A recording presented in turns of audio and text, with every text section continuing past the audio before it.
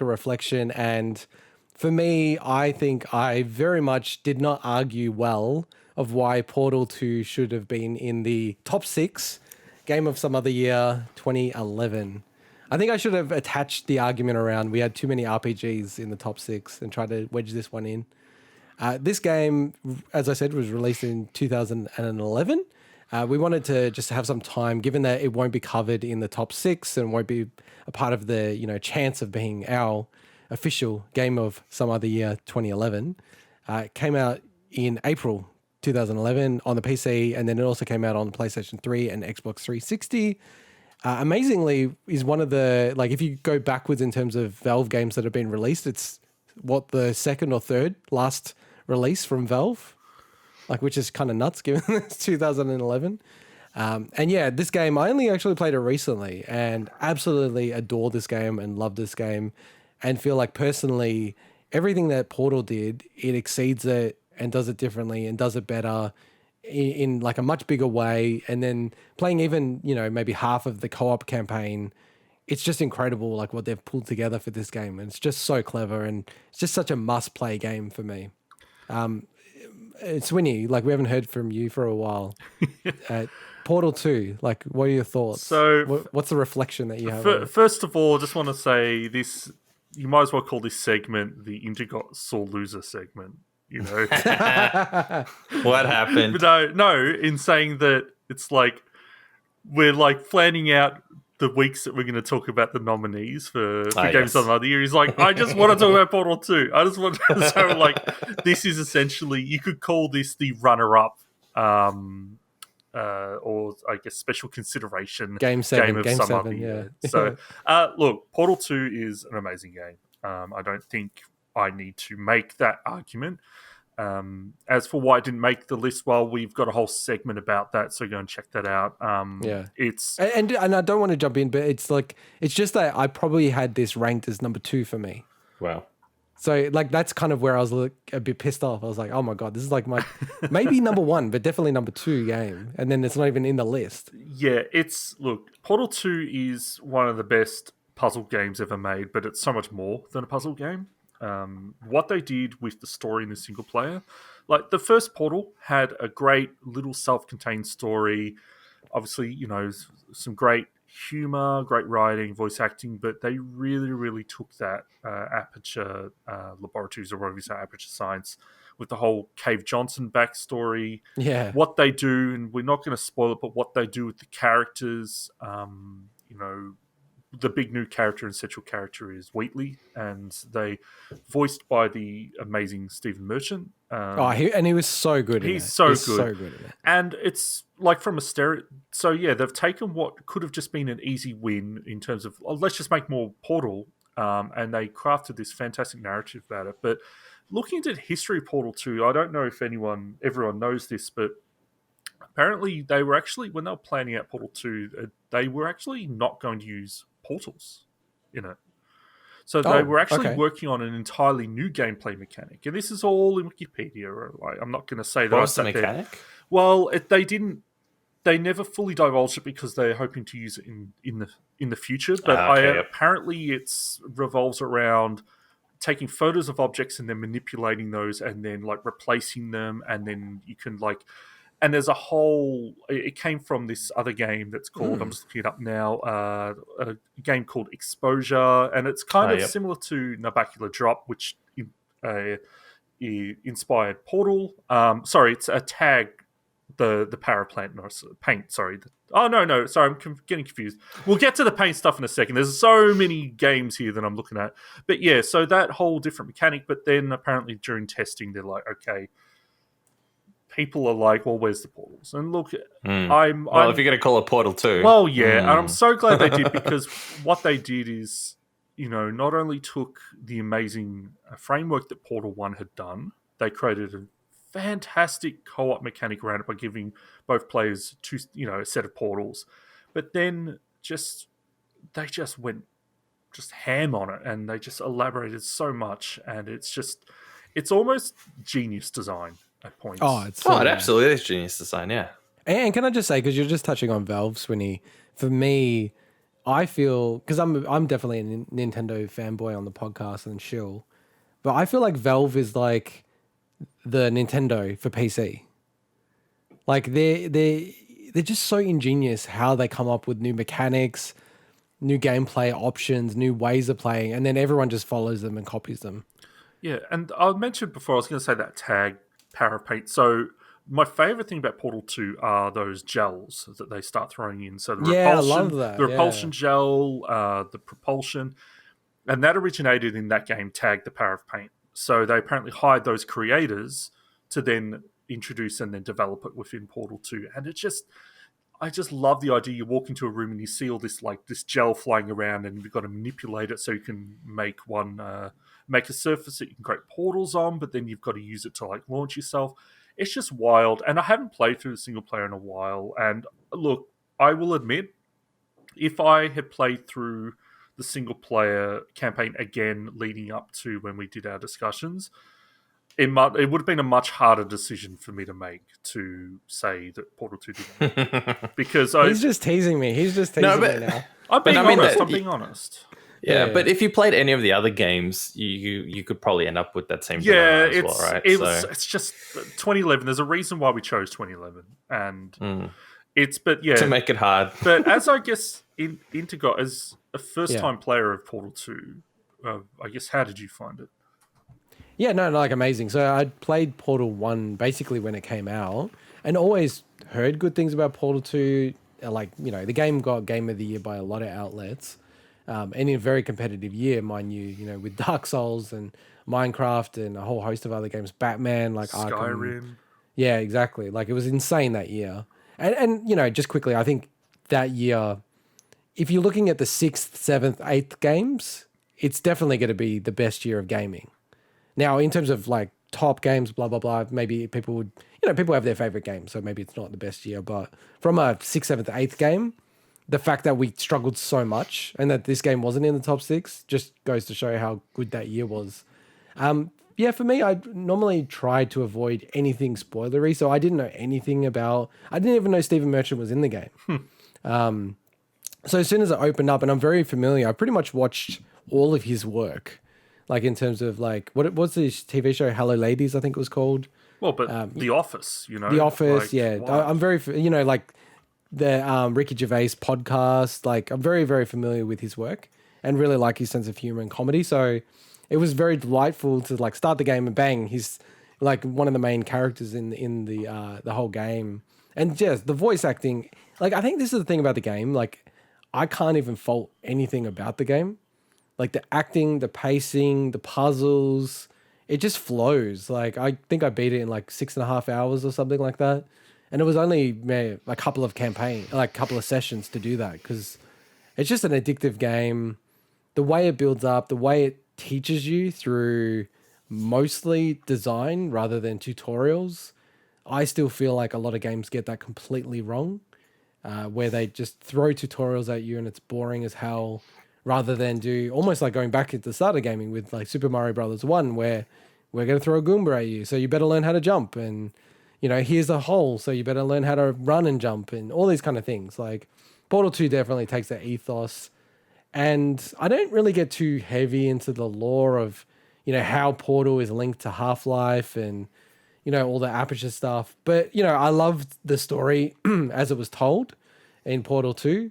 Whereas, like, I definitely don't want to spoil anything. I didn't find it very, like, shocking or anything that happened in it. It was very same. I remember, predictable. Yeah. It was a bit. But even with that, it was cool. Like, I kind of could see how things were going to go, but it had a very satisfying conclusion. A lot of games struggle with that. Like, the end game and just how it finished up was very funny to me. And then, like, the co-op, like, is so awesome. Like, it's obviously more like Portal 1 for me. Like, Portal 1 did have a story, but in terms of just, it feels more like levels. Like, go through this course, go through this course. Whereas Portal 2 felt like a game. And we haven't got to, like, the advanced stuff yet. No. And that's where I think it's already good, but I think it starts to shine the more and more layers that they put on it. Because they could have just honestly made, maybe you'd need a bit more, a few more levels and stuff, but they could have just made Portal to the co-op mode and people would have been happy. It wouldn't have had the it wouldn't have had the impact, but people would have No. been like, "Oh, what a great way to continue Portal," But instead, they did it all. Yeah, because we spoke about this offline, and it's obviously not the case, but I felt playing the co-op, it was like, oh, was this actually the start of Portal 2? Like they were building it as a co-op game, and then sort of as they went through development, they were like, you know what, we need to bring a single player into this to really expand it out. Because it felt like that was the design of it. You look at the box art, it's very much emphasizing the two machines, even though really the main game you don't play as those machines. Now, so can you imagine Portal in VR, right? Whoa. Just wait a second. You know in Portal how you set it up where you've got like an endless loop of you falling through portals? Oh yeah, no. Imagine that would be so sick. Imagine that in Like VR. sick, literally. Man, in Alex, just dropping down from one level to another makes you feel sick. I'm talking about like a height of, I don't know, half a meter or something. It's nuts. Oh, sorry to interject. One thing I forgot about Half-Life Alex is to mention that Reese Darby was in it, because you guys were talking about how there's people in. He's good in that. He's in it, and man, the first time I heard it, all I could think about was, all right, Jermaine, Flight present. of the Conchords. All right, Brett, present. Joyce, all right, Alex, present. Yeah, no, like he's good in that. Mike, did you play this game when it came out? Yeah, I played. Oh, I'm trying to remember if it was when it came out. I played it. Or just after. Was it part of the Orange Box back in the day? No. So Portal 1 was part of Portal 1 was part of the Orange Box. Okay, so I would have played it on separately to that then. Yeah. Well, because we played it, Swinny, back in the day. I'm pretty sure we did. Yeah, so I played a co-op with you. Played co-op with another one of our friends. I don't know if I completed it all the way with you. Maybe I think I finished it separately. Yeah, but yeah, no, it was definitely played it with you. Fantastic, genius game, like you said, really genius game. And the other component that I haven't mentioned so far, that I think is actually a big part of it, but I don't hear a lot of people talking about it, is the community-based test chambers. I don't know if you know much about this, Mike, or even Swinny. Essentially, they created an ability to create your own worlds and your own courses. And I don't know if you have it on PC or not, Mike, but I have it on PC as well, I think, yeah. Definitely, like honestly, just install it and download the number one level. It is mind-blowing. Okay. What they do in this level. Like when I was playing it, I was like, what the F? What is going on here? Like I won't give too much away, but as opposed to anything in Portal where, it's a complex puzzle, but I think kind of like straightforward in terms of it's always the same universe and what you're looking at, and you go through a portal, you come out of another portal. This one it has the next dimension, which is as your view changes. So as you start to walk around and you go past like some object that's blocking you and you look around, the whole world is changed. There's a game that I wish I could talk about that kind of does something similar, but it would be a spoiler. It's such a cool when that stuff happens in games and it plays with your perception of reality. Like even Valhalla does that as well, but that's not. It's such a small thing. That's because you're drunk. Yeah. So this has the extra dimension that it literally could be like a square room and it has a post in the middle. As you're walking around the post, because it's blocking part of your view, it's like you're seeing another part of a room, but it's like it's impossible for the dimensions of the room. I know what you mean. It always makes me just wonder, like, how does that work from a coding standpoint? It's I don't know how they do it. It's nuts. Wild. So they have that, and then they have portals. Oh, God. Like I was playing a bit of it, and I'm like, this is so cool and such next level. I'm almost like, this could be Portal 3 if they just elaborate on these kind of ideas. Wow. What is that game that... I don't know if it's one of the games you mentioned, Swinny, where it is about you get like a block, and depending on the perspective, like you use that same element in a different size to solve puzzles and stuff. I don't know. Like there was a trailer for it a year ago or something. I'll have to look it up for next time. Is it Manifold Garden? I don't know. I do not remember the name of it for the life of me. I'm not sure. But it was the whole thing with perception and Gorogoa. No, it wasn't Gorogoa either. Gorogoa kind of does, but no, it was a 3D one where you use like an object might look like it's just a tiny little thing, but then you grab it and you kind of move it, and it's like the scale is completely different in the context of where you're looking at now. I'll look it up. For next show. But it's the same. It just reminds me of that a lot. And they looked amazing as a concept. Yeah, so I think like as an experience, Portal 2, it's just like if you want to play a single player puzzle game, I don't know many others that could compete in this space with it.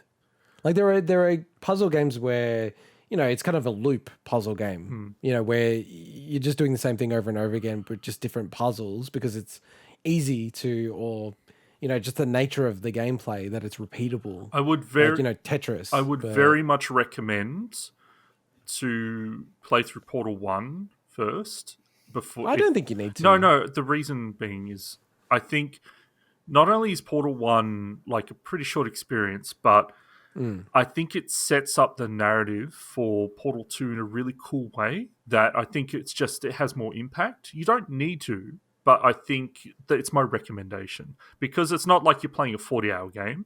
You're playing Portal 1 is like 4 or 5 hours max, unless you get really stuck. And I think it leads in great into Portal 2. So no, that's fair enough. I think, look, if you only have time to play 1, play Portal 2. But if you can play 2, play Portal 1.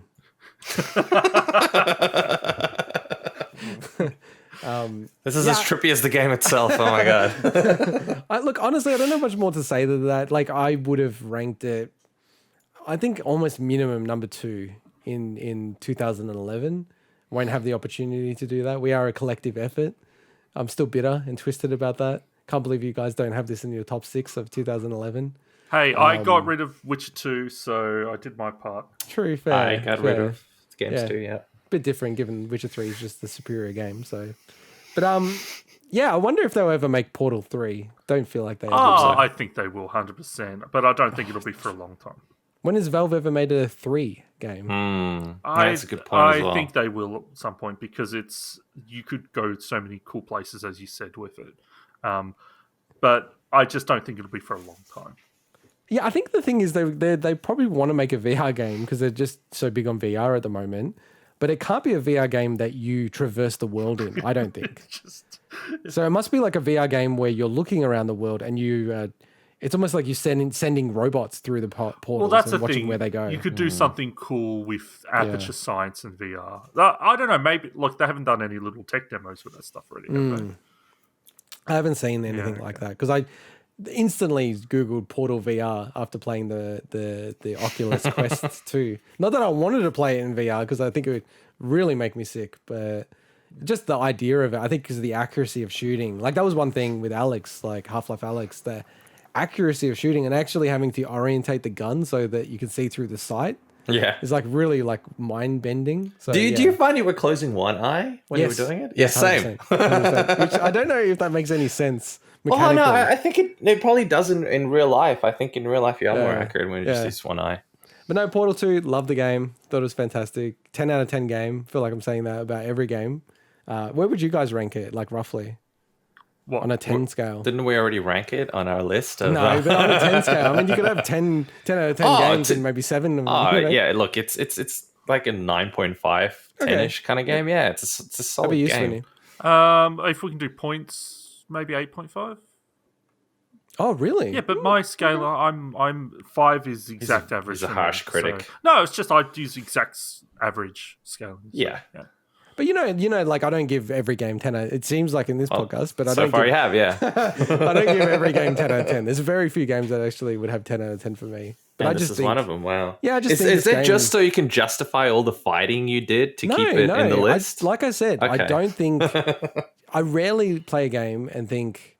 I don't think there's anything I would change about the game. I just think, it might not be what I would choose editorially, but I just think how they've executed the vision, how they play it, the length of the game. That's fair enough. I think this game could have easily been longer, and that would have been a mistake.